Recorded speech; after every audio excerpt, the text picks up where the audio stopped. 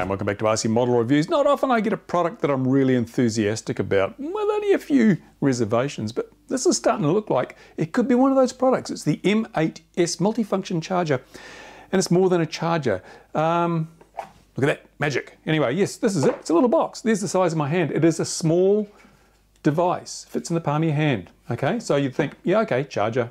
I mean, there's lots of little chargers around. Usually they're provided by, the tiny little micro drone manufacturers to charge the little batteries, but this is a little bit different. This is a very capable charger. This is a 400 watt charger. Yeah, 400 watts, that's a lot of watt.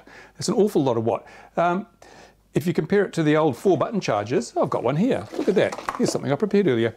Let's just compare it to a 4-button charger of yesteryear. Now this is a 50-watt charger. This is 1/8 the power of this charger, right? This will only do 6 amps. This will do 18 amps. 18 amps.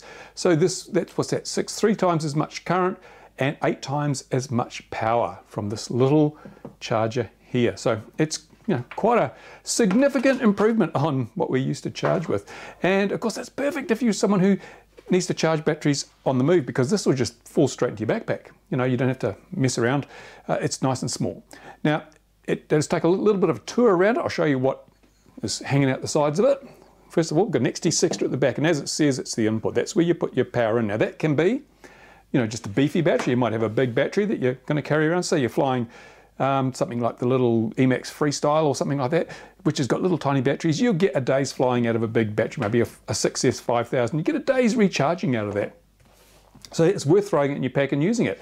Alternatively, if you want to use it out in the field, you could just get a set of these Crocodile Clips. These don't come with the charge. You have to get those yourself. But you could get a set of these and plug them in there and just hook this across your car battery, or you could get plug it into your cigarette lighter or something. But remember, 400 watts, it's capable of drawing quite a bit of current, so you'd have to bear that in mind if you wanted to charge some big batteries from your car battery. Probably going through the cigarette lighter is, do you still have cigarette lighters in cars? I don't know, but that wouldn't be the best place to do it. You need to whack it right across the battery if you want to use the full power capabilities. And of course it'll go up to 8S. So most of these chargers, like the 4-button ones, most of those were limited to 6S. This goes to 8S.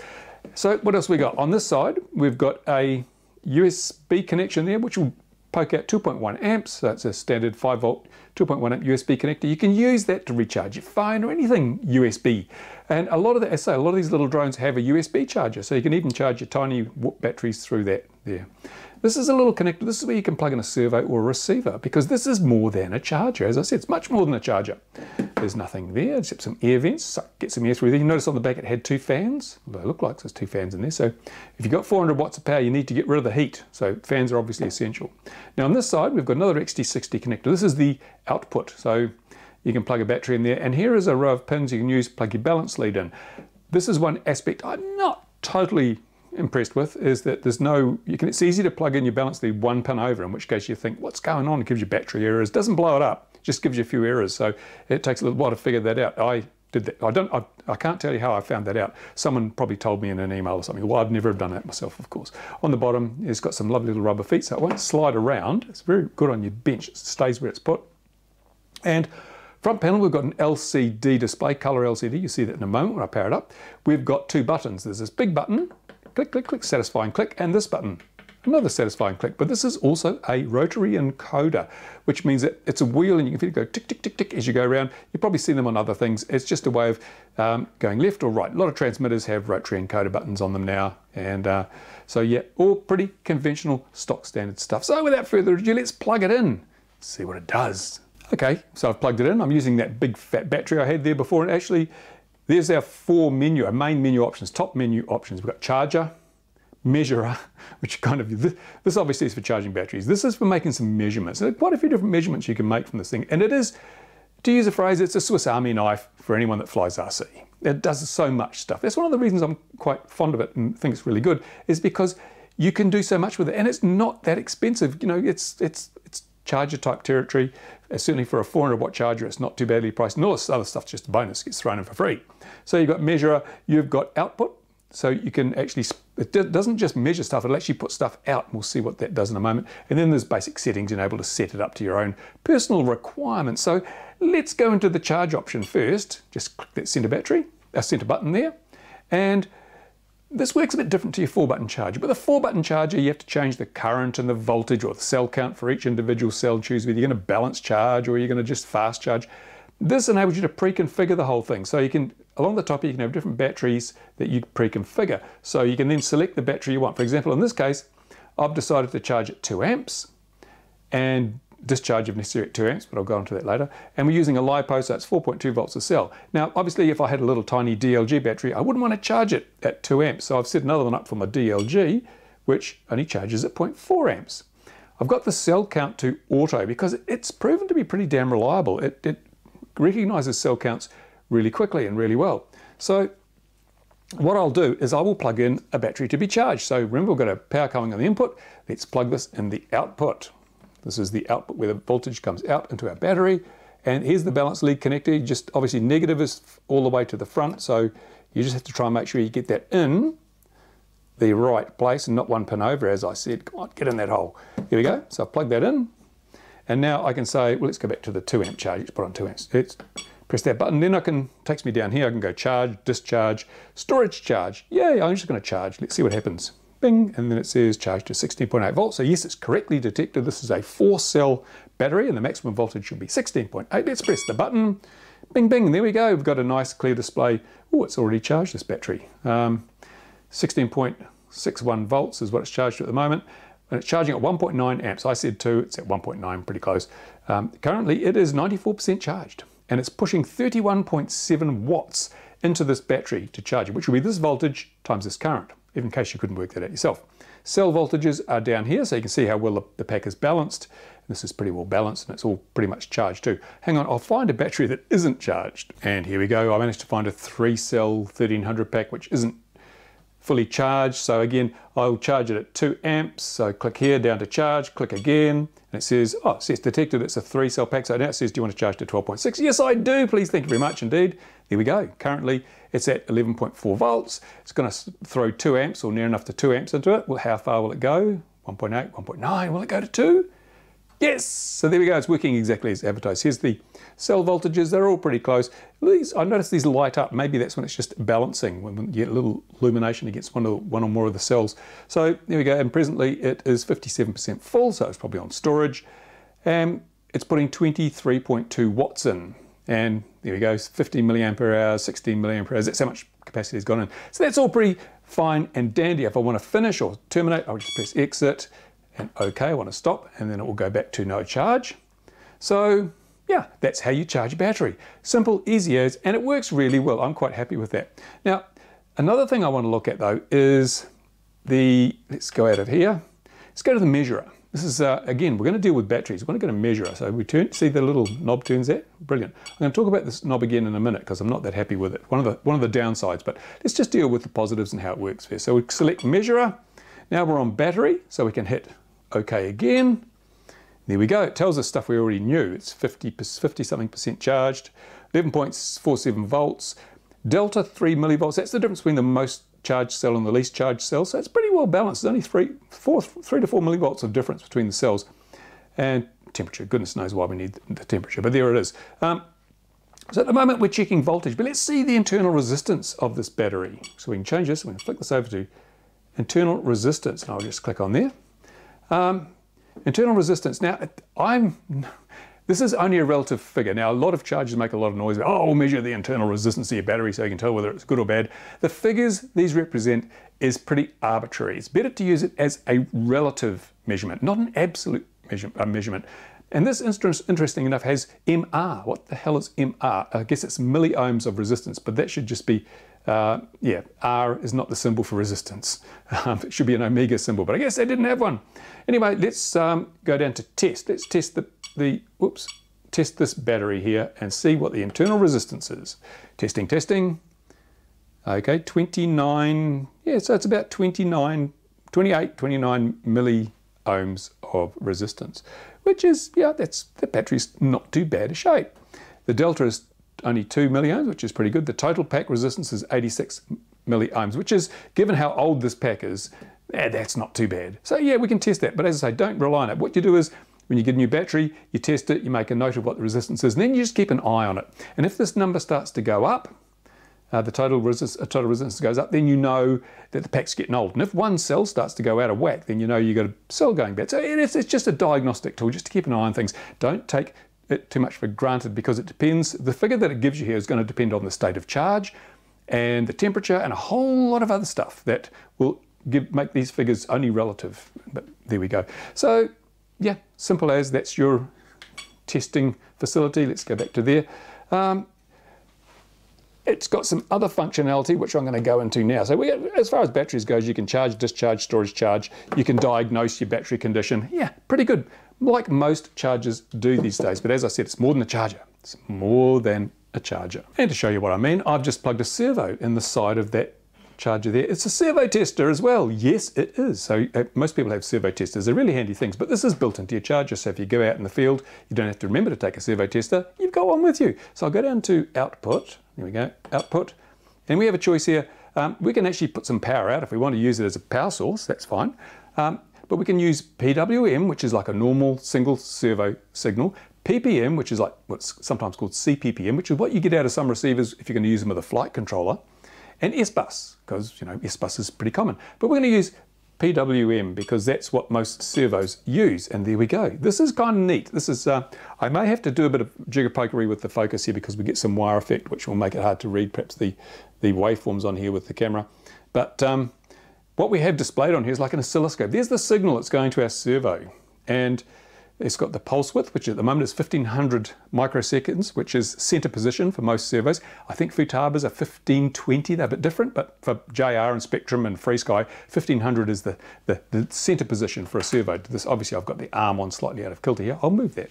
Let's just move that so we are conformant with the standards, shall we? Oh, if I can get that on. There we go. So that's neutral. That's the center position for the servo. Now what I can do here is I'm in manual. It says manual. There are other modes, but I'm going to go down to the width there, hit the center button. Now I can change the pulse width. And you notice as I turn this knob, the servo arm moves and this pulse width down here changes in size. So yeah, I can manually set this to any position.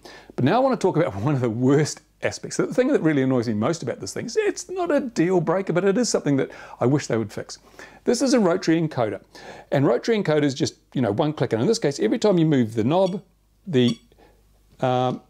what is the position changed by? 4, 5. It's changing by 1 microsecond. 1 microsecond. When you consider that there are actually, 1,000 microseconds from one end of the servo travel to the other. If you want to move this servo from one extreme to the other, it's an awful lot of work. Oh, that's interesting. That servo didn't like going past that, did it? Which is fair enough, because if we look at it, 2000 is the maximum signal you're supposed to be able to go to. It lets you go beyond that. That's very interesting. So let's go from 2000, if I can get there. 2000. So that's the extreme of travel in one direction. Let's go down to 1000, which is the extreme of travel in the other direction. Now, I've had to do a lot of twiddling to get there. It's not, oops, not quite there yet. Not quite, there we go. If you move it slowly, it's moving at 1 microsecond per division. If you move it quickly, it moves much more fast. So it's got acceleration, which is quite good, but it's not really enough, I don't think. It's actually a bit hard to get in the right place. Go down to 1000, damn you. Oh, there we go, 1000 microseconds. So it's good that it has acceleration on the knob. So the faster you turn it, the bigger the steps. If you turn it slowly, it moves 1 microsecond at a time. Turn it faster, it's 10, 20, or 50, or maybe even 100 at a time, which is good. But what they need to do is use a different knob. Why? Because with rotary encoders, it's almost always the case that if you need to be able to make large excursions, you have a little place to rest your finger in there, so you can wind it round like this. With this one, your finger flies off, so it's really inconvenient if you want to go quickly from one end to the other. You know, if I want to go, oops, the other way, I see my finger keeps flying, oops, and then because this is also a button, when my finger flew off, it then disabled the rotary encoder. So yeah, it's a bit clumsy. If they just had, they need to rethink about that a little bit. But as I say, it's not a deal breaker, it's just a little minor irritation. But let's go up here to manual. Let's change it because there are auto modes as well. Back in the olden days, when I was a lad and dinosaurs roamed the planet, when you bought a servo, it was quite common to do what we called exercise it, because servos, you know, quality control wasn't that flash, and sometimes servos would fail. And if a servo, or basically any other piece of electronic equipment, is going to fail, it will do it within the first usually speaking, within the first few minutes of operation. So you get a brand new servo, you're going to put it in your expensive model, you didn't want it to fail, so you'd go and you'd exercise it, which means just have it automatically go backwards and forwards. That checks that all the gears are going to bed in, checks the motor isn't going to burn out, checks that the electronics are working. Go away, come back 10 minutes later, if it's still working, yay, put it in the plane. You can be fairly confident that it's not going to fail. So this is the exercise mode, and there are 3 speeds. That's the first speed, second speed, third speed. Yeah, okay, don't know why they need 3 speeds, but there you go. You can just let it whiz backwards and forwards until you're happy that it's super reliable, and then you can go back to manual. There you go. Now also down here we've got the cycle rate. Now this is a digital servo. The old analog servos worked at 50 Hertz. That was 20 milliseconds between the pulses. You can go down here and you can actually change this. You can make the frame or the gap between pulses much shorter. So I can wind this in. Yes, oops, now again my finger flew off, so this thing went to the wrong place. So I can go down to, here we go, I'm down to 9 milliseconds. That's much faster. It's, you know, a lot of modern digital receivers will put out pulses 9 milliseconds apart, and that means faster servo operation. So now I can just make sure the servo will operate like that. Yeah, that's fine. It doesn't mind the faster pulse. So you can test a range of your servo operations using this thing. It's a servo tester. And the really great thing is that most servo testers just do this. They just have a pulse, you know, which you can do backwards and forwards. This one, if we go back up to the top here, we could actually connect an SBUS servo. I mean, SBUS servos are, they're not that common, but people do use them. If you've got an SBUS servo, you can plug your SBUS servo straight in there and test it from this device. I don't have an SBUS servo laying around at the moment, but if I did, I could plug it in there, and then I could run the same test. Now with a cheapo, you know, Banggood one hung low special servo tester, you don't usually get SBUS capabilities. This has got SBUS. That's fantastic. That's brilliant. I love that. Right, so that's outputting. Now, also with SBUS, or when we go to SBUS, same with PPM, you can actually change each channel individually. So if you want to, you could plug this into your flight controller, and you could, without a receiver and without a transmitter, you could even set up your flight controller using beta flight configurator or whatever. So it enables you to bypass all those things. You can just directly drive your flight controller. What a clever little thing. I like that. That's brilliant. That's fantastic. And we'll just check the power. I haven't actually used the power option. There we go. We can set up an output with voltage and current limiting. Oh, how nice is that? That's a really handy, useful thing. So let's go back further. I want to go further to the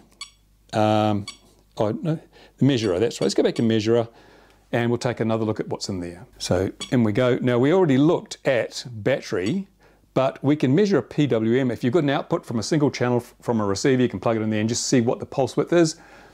You can do the same with PPM if you've got an output from a CPPM receiver, and you can do the same with SBUS. So let's say you've got a receiver lying around your junk bin, and you think, oh, does that receiver work? I don't know, I can't remember. You could go to the hassle of connecting it up to a flight controller, because it's an SBUS receiver, flight controller, and then logging into beta flight configurator or whatever your configurator of choice is, and then looking on the screen to see if things move. Or you could do something a whole lot simpler. You could just plug this into the side of the little box here, as we did with the servo. Light comes on, it powers up the receiver, there we go.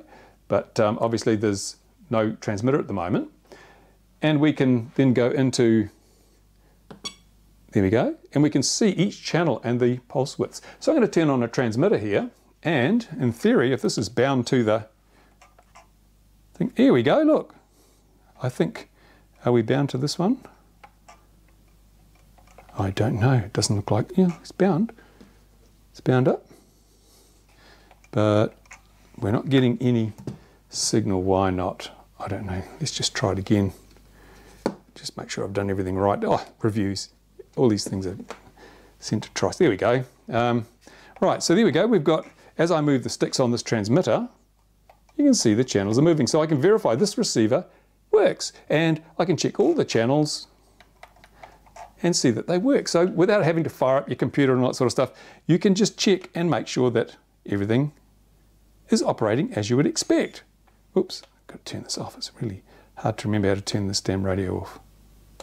There we go, I've done it. And we goes back to fail-safe situation. So you can even check the fail-safe. There we go. So you can check all those receivers in your bin.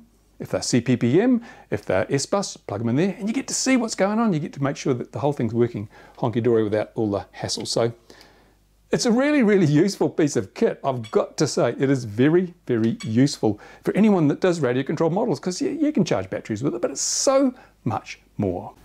The only other menu option we haven't really looked at is settings. That just enables you to configure it to your own choices. Now, lowest input, set at 10 volts at the moment. So if you had this connected up to your car battery, you could set it at a voltage which meant that you weren't going to completely flatten your car battery without realizing it. So it'll automatically stop when the voltage gets down to a certain level. 10 volts is a bit low for a car battery. I would probably set that at about 12.3 for a car battery, because normally they're about 13.6 without load. But yeah, just depending on what battery, if I was using, for example, this 4S LiPo, I would set that to about 14 volts, so that when this battery got nearly flat, I wasn't going to over discharge it and ruin it. Output power 450 watts. There's 400 watts here, but it looks like you can go up to 450 watts. Woohoo! How about that? You can have safe temperature. So there's various things you can set. I'm not going to go through them all, but I'll just scroll through them so you can see what we're talking about and what is available. Whereas this buzzer, that could grow tiring very quickly, all this beeping, but never mind. Yeah, so that's what you get through the settings. There's one other thing I want to show you in respect to charger though, because this is quite important. This is a 400 watt charger. Let's go into charger and let's take a battery that was charged. Where did I have that charge? Here's a battery that's charged. Here we go. This is a Genzaste or Tattoo battery. Let's plug it in. Plug it in. And I'm not even going to put the balance lead in, because it knows when you've got a balance lead in to do a balance charge. If you don't have the balance lead in, it does a non-balance charge. One thing that annoys I won't use a demonetization word, annoys me a lot, is that with these chargers here, I can't seem to do a fast charge without plugging the balance lead in. It has fast charge, but these will not work without a balance lead. If you're using a multi-cell pack and you don't plug the balance lead in, it gives you a balance lead connect error, even if you're not trying to balance the battery, which is really, really annoying.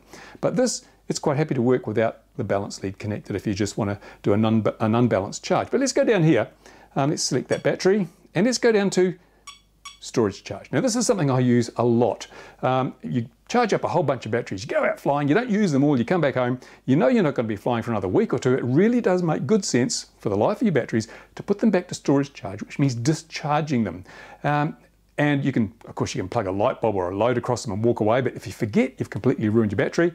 Storage charge just enables it to bring the battery down to 3.8 or 3.85 volts per cell, so that the pack is going to be able to be stored without being degraded. Right, now 400 watt charger. Woohoo! Let's have a look here. I've set this up. We've got a discharge current of 2 amps on the setup, a 400 watt charger. Let's go to storage charge. Okay, discharge to 3.85 volts per cell. That's fine. Woohoo! This won't take long, will it? Let's watch. 2.2, 0.6, 0.8, 0.9, 0.9, 0.9. This is one of the problems. This is, as I say, the knob is one issue that they could fix really easily. This is another one that is more of a design issue. We've got a 400 watt charger, but it will only discharge at a maximum of 15 watts. And that means that at the current thing here, this would take probably about 35 to 40 minutes to bring this battery down to storage charge. And it's only a 1300 milliamp pack, and it's only a 4-cell pack. If you whack a 6S 5000 pack across here fully charged, it will take a month of Sundays to bring it down to storage. That's not unusual. These chargers here, although they're rated at, this is rated at 50 watts, it's only got a much lower discharge rate. You won't be able to get 400 watts out of this thing at the moment, as I say, maximum 15 watts. So that's a bit of a shame. I wish they had designed this so you could use it also for a more rapid discharge of your battery packs, because then it would be just the icing on the cake. It doesn't do that. Not many chargers do that. So it's not really a bad point. It's just, it's a wish list. It's a wish thing. I really wish that this would go to the discharge current. In fact, you know, 15 watts, it's better than most of the 4-button chargers of the same capacity, but it's still not really good, because we've got fans, we've got heat sinks, we've got power FETs in here. If you designed this properly, you should be able to suck out quite a bit more than 15 watts out of a battery to bring it down, but you can't. Never mind, it's only a small thing. It doesn't change my mind. It doesn't change my opinion of the fact that this is a really, really handy piece of kit to have in your box if you fly mini quads, if you fly fixed wing, especially if you like to get out there in the field where you need to recharge on the run. This is just wonderful. I love it. It's great. It just offers so much. Stop working. Okay. Well, it stops. Look at that. It goes down to there. The other thing I like about it is it is really well made. It is solid. This is a you know, you could probably run over this with your car and it wouldn't hurt it. It's super solid. I like it. So, and it's just that every aspect, it meets the criteria. And I guess if you were really keen, you could 3D print yourself another knob, and my only other real concern would be gone because this knob wouldn't be an issue. There you go. Bottom line, it's a recommendation. I would recommend if you've got an application, if you've got a use case for this, then I would buy it. I would probably, if I was buying another charger for the bench, I would certainly buy this over the old traditional 4-button chargers. It's got so many extra benefits and advantages, and it can save you a snot load of time because it is. Oh, one thing I forgot to show you. Oh, what was I thinking? Oh, let's plug the battery back in. Plug the battery back in. I don't know. Having an off day today. Must be the Alzheimer's kicking in. Let's go back to the menus here. Doodly-doo. There we go. Right. One thing I forgot to do in the measurer department is look. ESC. Now, wattmeter. If you fly electric, you need a wattmeter. And look, this is a wattmeter. Yep, that's right. You've got an input source, so you can plug your battery into there. You plug your ESC into there, and your signal leads for your ESC go in there. And then it will tell you how many amps are passing through and how many watts that represents. I don't have an ESC with a motor set up on it here, but I can't show you. But that is kind of cool. My only reservation is that I think it's limited to 18 amps of current, which means you're not going to get many watts coming through there, are you? There's not going to be many watts. I should check the manual, but I'm not sure. Where is the manual? One moment, please. Okay, let's test the power meter operation. I've got a motor here. Hopefully this hasn't blown up. I don't know how old. I just found this on the bench somewhere. This could be a bit of a disaster if it doesn't go well, and I've got no way of holding onto the motor. So we'll just do this very slowly, I think. Let's just turn that on, and I don't even know if this. I think this ESC may be not working. Yeah, obviously there's nothing. Oh, hang on a minute. We have got start here. We have to go over here. Yeah, go to start. There we go. Oh, I hit it go diddly-dee. So, yeah, it's initialized. So let's go back here. Oh, there we go. We can now adjust the throttle. I don't see any current. I think this ESC may be faulty. There you go. There's one good way to test an ESC and see if it's faulty. This one doesn't work, and I can't be bothered looking for another one. But here's how it goes anyway. You can see you plug your ESC into that side, you plug your signal lead into there, and then you can measure the current and the wattage. And it's also showing the voltage coming out of the regulator. I think if I unplug this, that should disappear. Yes, so it also tells you how your BEC's performing. Your BEC voltage appears on there. Yeah, it's kind of cool. Maybe I can find an ESC. Let's have a look. No, sadly, I just don't have bits laying around I can lay my hands on. They're all in boxes I've been tidying up in the workshop. Never mind. According to the brochure, if we read the manual for this will tell us what we need to know. The power watt meter is actually up to 300 watts, but it's a maximum of 15 amps. So that's kind of limiting, suitable for smaller models. Certainly not, you're not going to be measuring the power of your EDF or your larger model. But hey, it's there. And as you've seen, it diagnosed that ESC doesn't work. So, you know, as a diagnostic tool, fantastic. I mean, you can use it with a much bigger ESC, just simply to find out if it's working. Just wind it up to 1 or 2%, and when the motor starts turning, you know the ESC works. And if it doesn't turn like that one didn't, well, you know it doesn't work. So hey, I can throw that in the bin now because I know that's either the motor or the ESC is faulty. And the BEC was even a bit low. It was only putting out 3.9 volts, so I wouldn't use that if you want 5 volts out of a BEC. As I say, it's Swiss Army knife. It just, you know, it proved its worth right there and then. So that's it. If you've got questions or comments, put them in the comments section provided by YouTube. I'll do my best to answer them. In the meantime, I'd have to say this is, you know, I would buy one of these, certainly would buy one of these. I also have to disclose I didn't buy this one. It was sent in for review, and there are links in the description. Now, I don't care if you buy it or not. These are not affiliate links. I do not run affiliate schemes. My goal is not to shill for products. So you can be pretty sure that if I say I like a product, it's not because I want you to buy it and put money in my pocket. It's because I like the product and I like this. This has got a lot of utility. I will be using, in fact, I have used this a lot. And one thing I noticed on the weekend was it balances batteries much quicker than a 4-button charger. I think it charges cells individually, perhaps. I'm not sure, haven't verified that, but it does seem to balance batteries very quickly, which is great. Nothing worse than having a battery that's way out of balance. It charges to almost full and then spends an hour balancing. That's a pain in the backside. This balanced one of my batteries really quickly. So there you go. Now, if you're going to buy one, then please use the link in the description. As I say, I don't get any money out of it, but I would like people to support the companies that support RC model reviews by sending stuff in for review. And it's a brave company that sends stuff in for review. They've got to be pretty sure the product is good, because as you've seen in the past with, for example, the Firefly 4K split, if I think a product's not very good, I will tell you, whether it's sent to me for free or not. And that's why I don't have those affiliate links. There's no commercial imperative for me to say a product is good if it's not. So companies that send products in, they obviously got to be pretty confident in the products, because they know that if it's crap, I'll tell you. That's where I'm a bit different to some channels. There you go. Thanks for watching. Thanks to my Patreon supporters. No mid-roll ads in these videos. Thank you, Patreon supporters. You have saved us all from the purgatory that is the mid-roll ad, which I hate more than anything else. That's it. Thanks for watching. Bye for now.